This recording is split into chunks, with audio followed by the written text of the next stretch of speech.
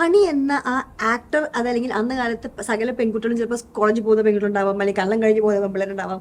തനിക്ക് അത്ര പ്രായമായിട്ടില്ല, ഞാൻ പറയാം. പക്ഷെ ആ സമയത്ത് ഈ കാത്തിരിപ്പിൽ താങ്കൾക്ക് മുന്നോട്ടുണ്ടായിരുന്നൊരു ഒരു സ്ട്രെങ്ത് എന്തായിരുന്നു? എനിക്ക് എന്നിൽ അപാര ഹോപ്പാണ്.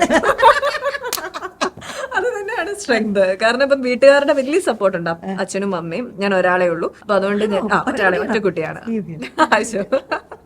അപ്പൊ അതുകൊണ്ട് തന്നെ അവരുടെ ഒരു സപ്പോർട്ട് ഭയങ്കരമാണ്. പക്ഷെ എന്നാലും ചില പോയിന്റിൽ അവർക്കും, കാരണം നമ്മുടെ സൊസൈറ്റി എന്നുള്ള അല്ലെങ്കിൽ നമ്മുടെ റിലേറ്റീവ്സ് അങ്ങനെയൊക്കെ ഉള്ള എന്താ പറയാ ബാഹ്യ ഇടപെടലുകൾ വരുമ്പോ തോന്നാം വേണോ നമുക്ക് വേറെ എന്തെങ്കിലും ഒരു ഫീൽഡ് നോക്കാം, അല്ലെങ്കിൽ വിവാഹം അങ്ങനെ ഒരു ഫ്യൂച്ചർ അങ്ങനെയൊക്കെയുള്ള സാധനങ്ങൾ വരാം. കഴിഞ്ഞിട്ടായിരുന്നു അല്ലേ? ഏതാണ് ബാച്ചിലേഴ്സ് BA കഴിഞ്ഞിട്ടാണോ ഈ? അല്ല, ഞാൻ മൂവിയിലേക്ക് വരുന്നത് 9th പഠിക്കുന്ന സമയത്താണ് ബോയ് ഫ്രണ്ട് ചെയ്യുന്നത്.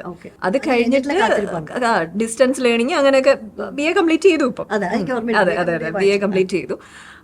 അപ്പം ഇവർക്കും എല്ലാവർക്കും ചെറിയൊരു ഡൗട്ട് അങ്ങോട്ടും ഇങ്ങോട്ടും ഒക്കെ പോകുന്ന ജേണിയിൽ വരാം. കാരണം ഇത്രയും വർഷമായില്ലേ, 10-20 വർഷം എന്ന് പറയുമ്പോൾ ഒരു വലിയ കാലയളവാണ്. പക്ഷെ നമ്മുടെ ഒരു വിശ്വാസമാണ് അങ്ങനെയല്ല, എനിക്ക് നല്ല സിനിമ വരും, നല്ല സിനിമയിൽ എനിക്ക് ഭാഗമാകാൻ കഴിയും എന്ന് പറഞ്ഞ് വീണ്ടും നമ്മളിതിൽ ഇങ്ങനെ പിടിച്ചു തൂങ്ങി നിൽക്കുകയാണ് ഈ ഫീൽഡിൽ. ഞാൻ വിടുകയല്ല എന്നുള്ള ഒരു നമ്മുടെ ഒരു വിൽ പവർ ആണ് അത്. അപ്പം ചിലപ്പോൾ സംഭവിക്കാതിരിക്കും. പക്ഷെ എനിക്കതൊരു ഭയങ്കര വിശ്വാസമാണ്.